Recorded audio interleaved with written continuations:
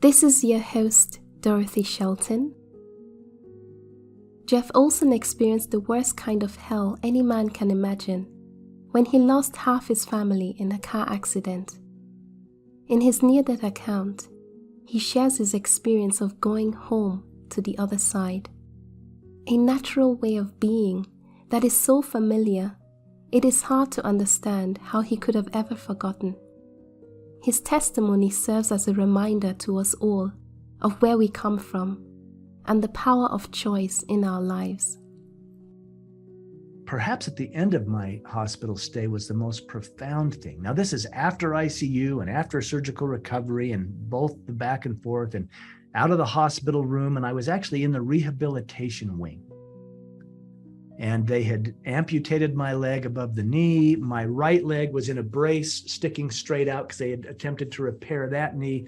This arm was in a sling because they'd attempted to repair the shoulder, and they were doing shock therapy, trying to get the nerves to regenerate into the muscles. And they had finally repaired my abdomen because there was so much infection. And Spencer, my 7-year-old, had been staying with my younger brother and his wife, and he would come see me in the hospital. And I knew he was grieving. Even with these out-of-body experiences, the grief was so intense. At the end of this hospital stay, as I'm in that state, I went to sleep one night, and I fell into a peaceful, deep sleep. And in fact, I was aware, wow, I'm sleeping. And I felt that light come again. The same light that came at the scene of the accident. This light came because I was grieving so miserably. And it comforted me. And again, it felt like I was rising above the hospital bed. But this time the light, it dispensed, it went away. It cleared like fog off a lake. And I was in the most gorgeous, beautiful place. And, you know, people speak of heaven or the other side or the spirit world. There's all kinds of different words that we equate to this. The only word that comes close to what I experienced is I was home. I was home. It was so welcoming. It was so familiar. I was home. And I began to run. No, I don't run in this life, even now, but I was running. The experience was so physical. I mean, I could feel the energy of the ground beneath my feet. I could feel the intelligence in my calves and my toes and my thighs as I ran. I mean, it was whatever we experience in this realm as far as physical, it was accentuated there. Everything was alive. Every part of me was alive. Everything around me was alive. It was the most invigorating physical experience. It was a sensual experience. There really aren't words to describe what I was experiencing, and I was so joyful and happy, and to be running and to be whole. I kept thinking, I'm whole, I'm healed. And then I got this knowing again, this feeling, this inspiration. I knew I wasn't there to stay. I knew I would have to come back. And at that same time, there was this corridor off to the left. And I thought, oh, intuitively, I'm to go this way. And I began working my way down the corridor. And as I did, I saw at the end of the corridor was a crib. My little boy, Griffin, he was only 14 months old. He had been sleeping in a crib at the time of the accident. He was a toddler. And I saw this crib and I raced to the crib. I looked in it. And there was my little boy. There was Griffin sleeping as beautifully as when I glanced in that rearview mirror on the drive. I mean, and again, I noticed the details, his hands, his eyelashes. And of course, as a father, I just whisked him up and picked him up in my arms. I could feel him solid against me. And I could feel him breathing. I could feel his breath on my neck. And I even leaned over and I smelled his hair. But I'm like, it's really him. I'm really holding my son. And I began to weep. I began to cry, just thinking, how can this be? And yet I was so grateful to be holding him. I had been haunted with all that had happened. And as I held him, I felt this intense presence coming up behind me. gosh, it was so big and so powerful and so overwhelming and so cosmic and wise. And in my upbringing, I grew up in a conservative Christian home. I kept thinking, that's God. That's God, this presence behind me. And I was worried. I was scared. I was shameful. I was holding my little boy thinking, wow, my little boy's here because I crashed the car. You know, my little boy's life was cut short because I lost control, and here comes God. And I kept thinking, I'm in so much trouble. Can I just hold my little boy for a minute? And this presence came closer and closer. And as it came so close, right behind me, I had the thought, I hope in some way I can be forgiven. And when I had that thought, and this felt physical too, these divine arms wrapped around and held me and my little boy, just wrapped right around us. And that's when the lid just came off. When I say that, like there was this download, this outpouring of love, of peace. It's like I'm holding my son and I loved him so dearly. And here comes this presence that I call God, and all of a sudden held me. And it's almost like I became that. We became that. And everything was seen from this higher perspective. All of this is in perfect order. There's nothing to forgive. There was nothing but unconditional love. And I kept thinking, how can that be? And I'm being held by God. And who am I, to be held by God? And there was this communication where, knowing how beloved and how perfect my son was to me, the divine is communicating, yes, that's how we feel about all of you. You're my child, just like the child you hold. And we love you all so dearly. It was a very personal experience. But in me having the personal experience, I knew that rippled out to everyone, every living human soul. And I also realized we're far beyond human. I was like, we're divine. My little boy's divine. I'm being held by the divine. And therefore, all of humanity is divine. We're divine manifestations of that. I thought, who am I to be having this experience? And it came back, I am that I am. And I saw my life. I've learned they call it the life review. I saw my parents' divorce. I saw the insecurities that created in me. I saw my brothers and the role they played in my life. I saw things and I thought, oh, no, that was a mistake. I didn't mean to do that. And this beautiful being is communicating, there's no mistakes. What did you learn? What did you learn? And I'm like, oh, well, yeah, I did. I learned. And then I'm like, well, but that was wrong. And I knew it was wrong. And I did it anyway. And God communicated and said, well, that's your judgment of it, not ours. We love you. Just like the little boy you hold, you're that precious to us. He was just starting to learn how to walk. And he would fall down and stumble and slobber like toddlers do. And that was the perception I had, was that's how we see you.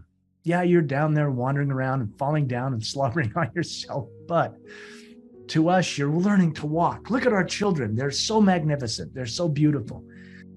I got another little tutorial on choice,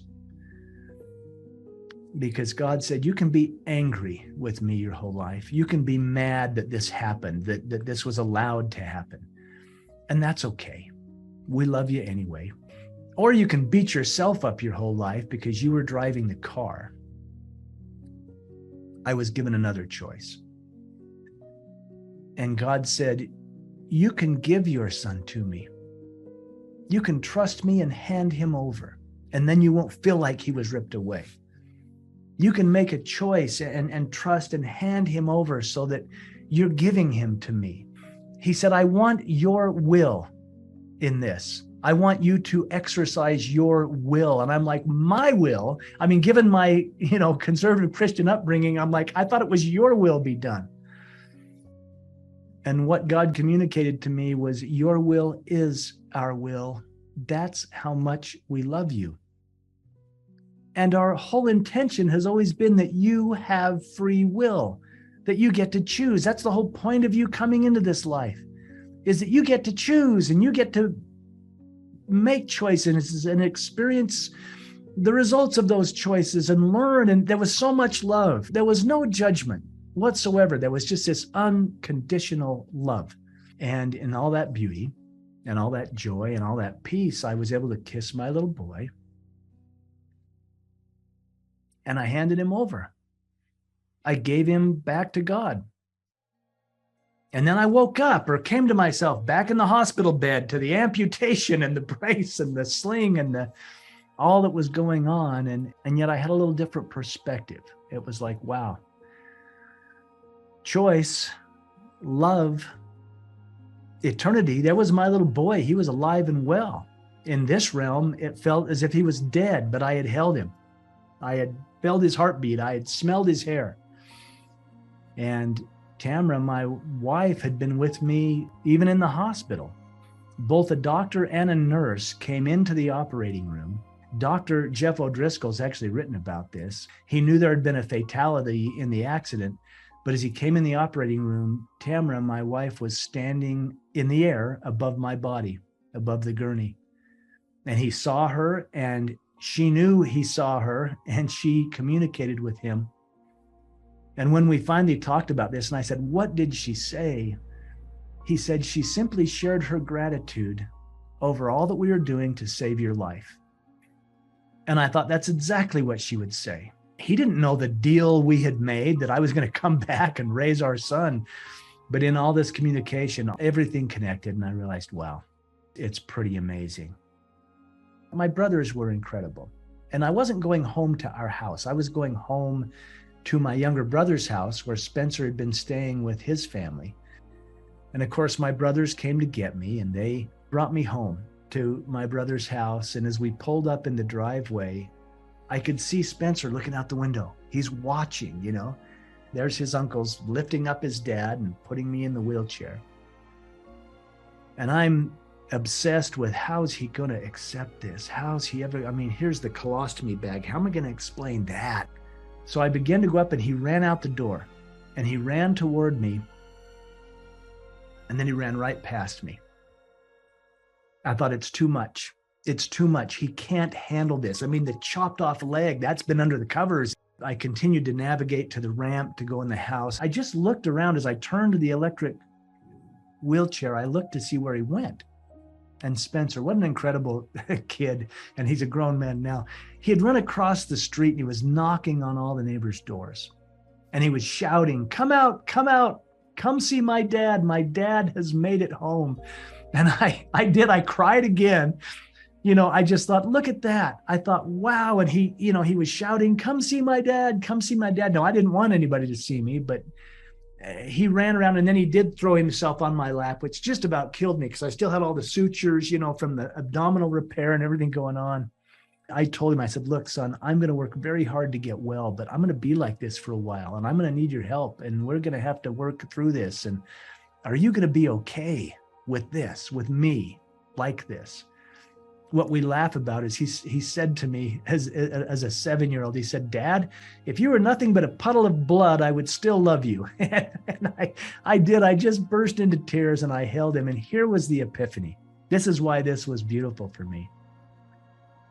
Suddenly, there I was in my brokenness, in a wheelchair, holding my surviving son. And it was no less divine than being on the other side, holding my son who had passed in the arms of God.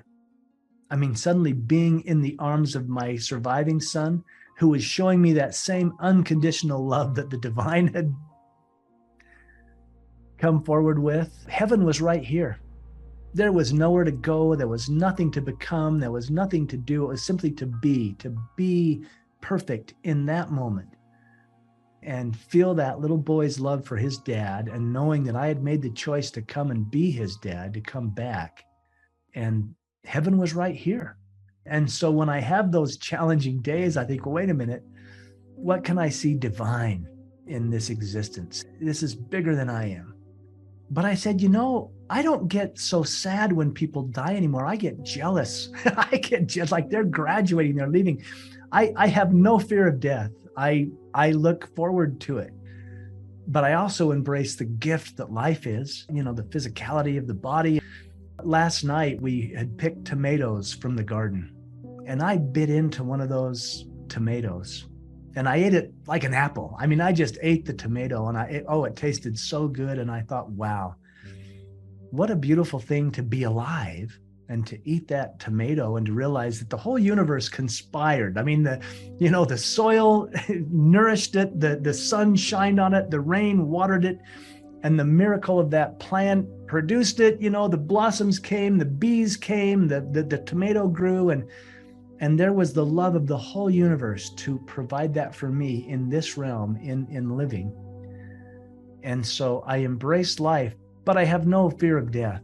I used to think in this realm and that realm, this side and the other side. And truly there is that division, especially if you've lost someone you love, but they're not lost. They're there. And it's becoming one realm to me. It's like, well, maybe it's all just one realm, and we dance in this room and then dance in that room. And when I passed, and many would say I suffered a horrible, violent death with the car crash and the injuries and all the carnage around me, but it was the most peaceful, natural thing. When that light came and I was delivered out of it, the passing was beautiful, like walking from one room to the next. To explain to you what is the reality of the soul, I invite you to imagine that you are in the last hour of your life, that death is approaching, and that you will pass over the threshold to the afterlife, to life after death. This you have already done many times, because you have lived many lives on earth, and in all those lives you have crossed that threshold in the end, sometimes with more peace in your heart than at other times. But even if it was a difficult transition, and you died with a sense of struggle in your heart, you also experienced an intense liberation by what happens when you, as your soul, are released from the physical form. The more you die in peace, the happier the transition. But in all cases, there is in the letting go of the earthly body a deep sense of relief, of falling back into a natural way of being that is so familiar you do not understand how you could have ever forgotten. Go with me and cast off all negative ideas about death. Imagine that you are at the end of your life. You give up the struggle, and in the moment when you let out your last breath, your soul leaves your earthly body. It very gently and very smoothly leaves. Without effort, you ascend out of your body. Immediately, you feel the lightness, not only the light around you, but the lightness of your body, the suppleness, agility, and lack of heaviness and effort. You are like a bird that immediately travels towards where your heart moves you. Let your imagination take flight. Imagine what happens if you are free from your earthly body and move towards where your heart attracts you in terms of a new environment. You might see a garden appear, or the sea, or a forest. It effortlessly appears for you, and in everything you see, you feel the life that radiates from within. All that lives looks at you with benevolence.